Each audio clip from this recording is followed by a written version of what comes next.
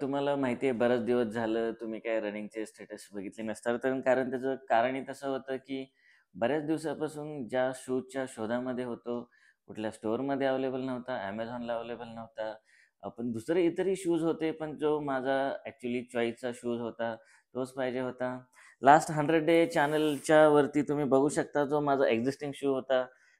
त्याची काय हालत झालेली आहे. एकदम एकदम तो चॅलेंजमध्ये पावसामुळे ह्याच्यामुळे हे शूची अशी हालत झालेली आहे. पण आता सेम टू सेम ह्याच्यापेक्षा अपग्रेड व्हर्जन आज मला भेटलेलं आहे खूप शोधल्यानंतर. हा आहे Asus Nora Tri 15 आणि हा आहे Asus Nora 16. तुम्ही बघू शकता एक अपडेट व्हर्जन आलेलं आहे शूजचं पण. खूप शोधल्यानंतर आणि खूप ठिकाणाहून ट्राय केल्यानंतर मला माझा आवडीचा शूज भेटलेला आहे.